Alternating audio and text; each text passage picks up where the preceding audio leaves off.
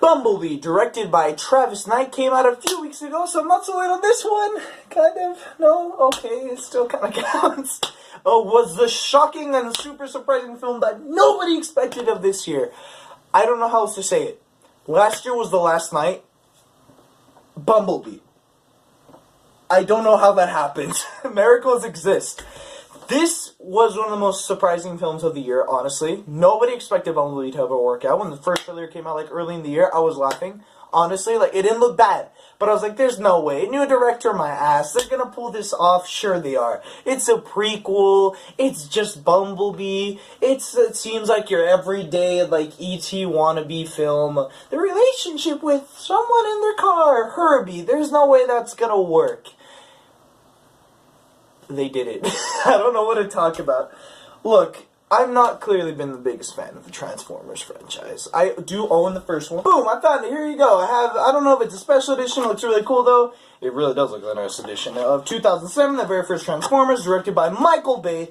I'll never forget when this first came out. So I want to show this not because to show that, oh, look, I own the first one, but to also prove that so much. I don't want these movies to fail. I don't hate these movies because everyone else hates on them. I want them to succeed. I watched the first cartoons when I was a little kid, the original ones back in the 80s. I wasn't born back then, but I own a lot of VHS, and that was that. And I was watching it with the Ninja Turtles at the time, which ironically I would never knew that like a decade after it would become these terrible franchises directed by the one and only Michael Bay, which is exactly what they needed. It's exactly what we wanted. But seriously, like, I remember when the first one came out. I remember going to the movie theater and they had this badass, this freaking awesome, like, cool cover for the where you went to go buy your tickets, where there was Optimus. I don't know why I'm doing this. Oh yeah, Optimus Prime and Megatron just staring down at you and at each other at the same time, and it was like meant to excite you. Like this epic clash was about to happen in the movie world. It was so exciting, and honestly, I still think it's a solid movie. It's good.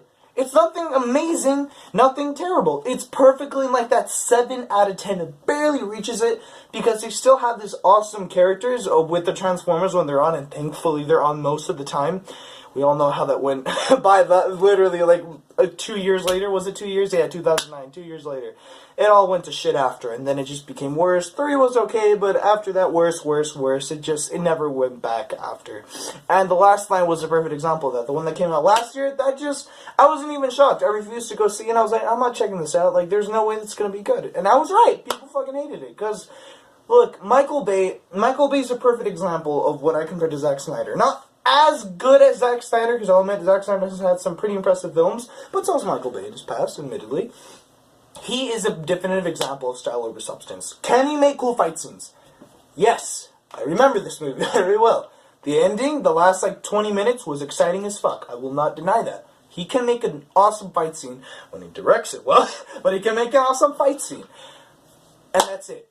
It's style over substance. He can't write characters. He can't tell a good story. He's not even good at directing, because like I said, he can somehow fuck those up sometimes, because with this terrible, disgusting shaky cam with weird angles where he does it, the constant flare, he can really be really bad. He can be good, but he's usually around the terrible or just forgettable, average, or painfully mediocre filmmaking. So with all that being said, I expected the exact same thing watching Bumblebee. I did not expect it to ever be good, and oh my god, it got a 94% on Rotten Tomatoes. A friend sent it to me who is ironically a diehard Transformers fan that somehow manages to like the second one.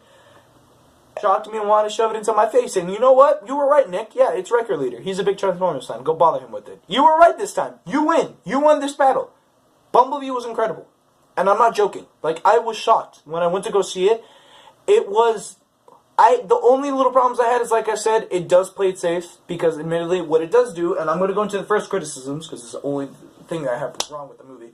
You can tell throughout most of the movie they had a clear influence of films such as E.T. I know I could tell, strangely, I felt like a kind of, I don't want to say, kind of a Star Wars vibe with the beginning, where there's like a big battle going on, and the galaxy and the planets are going into conflict, and chaos is happening, evil's on its way, and they send all these other people to escape and try to find help and try to get allies on other planets. I kind of got a Star Wars vibe out of that. But it was mostly an obvious Bumblebee, and even surprisingly a Breakfast Club, which was a clear influence that they even pay homages to it throughout most of the movie. It clearly, like most of what's going on nowadays, it has the 80s feel. It's trying to get that 1980s style, which in its defense does work, because when the original cartoon did come out, it was in the movie 1980s. It was. So, in a sense, you could defend that that's why they put it there, because Transformers was a big part of the 80s. It wasn't anything amazing, but it was definitive 80s. Toys, and surprisingly a decent, not so bad show at all. It's a pretty good show. And that's what the Transformers really were back in the time. So it kind of makes sense that they go back to their roots. Holy fuck, the director knew how to direct. Travis Knight. I literally just had to Google his name for the first time, but seriously, like, this director can really direct. Like, he did an incredible job. Some of my favorite shots of the year were surprisingly in this movie. They were exciting. The action was awesome. I actually, for once, was watching the Transformers action, aside from the first one, which admittedly did have that same feeling, but even better, where I didn't just want the action scenes and felt amazed at how beautiful they look and awesome and exciting. I cared for what was happening. That never happened before. It's surprisingly... It's just a fun, loving, interesting film that even gets very emotional on time. And it's just stuff, I can go on and on, but I don't want to spoil more of the movie. It's just handled excellently. Like, I don't even think that's a word, but I'm going to use that. It's just, wow, I didn't expect that. And I'm really happy I didn't, because that's amazing. Bumblebee, just to get with the score, has great characters, a great handling with the Transformers franchise, bringing it back from the dead, with great characters and a decent story and homage to the 80s, manages to be a very, just great film. That's the best way to put it, and I love it for that. I'm giving Bumblebee an 8 out of 10. I don't know how else to put it. It was a great time. Go watch this movie. It's surprisingly, it's going to get emotional, by the way, so if you're a very emotional guy, like I clearly am, take tissue boxes and go with your friends, because it's even more fun that way. I really love this movie, as you can tell, and I'm really happy for that. This is unfortunately also where I'm going to end the reviews of this year. I'm not done, obviously, with clearly plenty more movies I still want to review. Cop, Spider-Man, Mary Poppins, and Aquaman. I don't have time.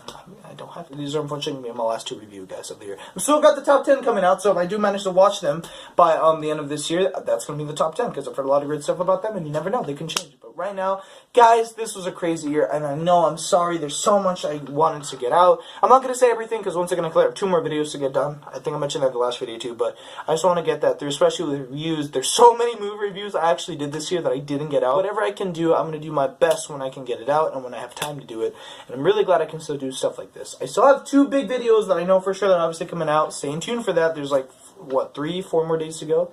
Shit, 28, 29, 30. Holy fuck, it's like counting this day 4. Wow, I have a lot to get done. Anyway, I hope you all enjoyed this video. This was a great review. What did you think of Bumblebee? Because I'm really curious, because I clearly had a great time watching it. I hope you all enjoyed this video. Leave a like if you did. Check out the next videos that are clearly coming out in the next 4 days, and hope you all had a great day. See you guys.